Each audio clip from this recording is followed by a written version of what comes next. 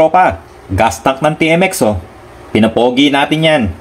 Black marble effect over chameleon. Samurai paint yan tropa. Wala nang iba.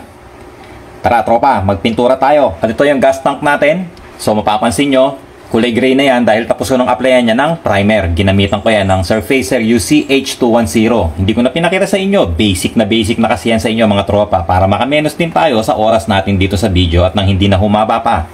Kaya ngayon, good to go na to mga tropa. So pwede na tayo magbuga ng kulay. Ang una kong gagamitin dito, black.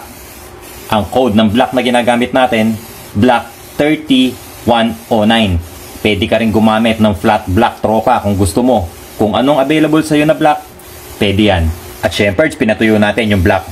Tapos, nagbubuga tayo ngayon ng chameleon.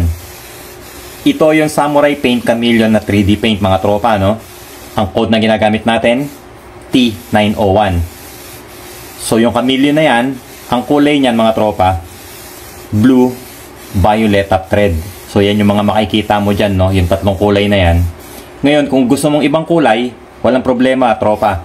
Marami kang pagpipilian na kulay ng chameleon 3D paint na Samurai. Tatlong coats ang inilagay natin na chameleon mga tropa. Then pinatuyo nating mabuti yan. Kaya naman ngayon, gagawa na tayo ng marble effect. So gagamit tayo dito ng kapirasong plastic, lulukutin, tapos gagamit din tayo ng black 30109. I-spray lang natin dito sa lamesa natin.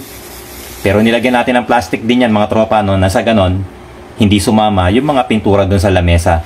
Tapos yan, ididip mo lang yung nilukot na plastic at saka idadampi dito sa ginagawa nating gas tank. So, pupunuin natin yan pero hindi naman yung masyadong marami mga tropa. Nang sa ganon, hindi naman matabunan yung kulay ng chameleon. At tapos na tayo mag marble effect mga tropa, pinatuyo nating mabuti yan. Ngayon naman, nagbubuga na ako ng top coat clear. Ang ginagamit ko, clear 1128. So, last and final coat na to mga tropa, no? At ulit, yung sistemang ginawa natin dyan sa pagta-top coat, binugahan ko yan ng 3 to 4 coats. Clear 1128 din yung ginamit natin. And then, pinatuyo natin mabuti maghapon. Tapos, nagliha ulit ako. Wet sanding number 800 ang ginamit ko. Nang sa ganon, pumantay yung surface niya, no? So, after natin mag-wet sanding ng number 800, pinatuyo. Kaya eto na ngayon. Nagbubuga na tayo ng last and final coat.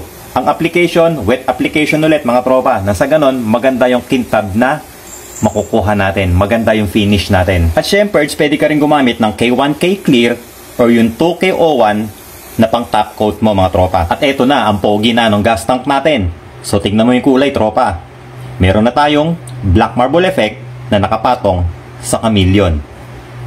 So, ulit, maraming kulay ang chameleon ng Samurai Paint mga tropa, no?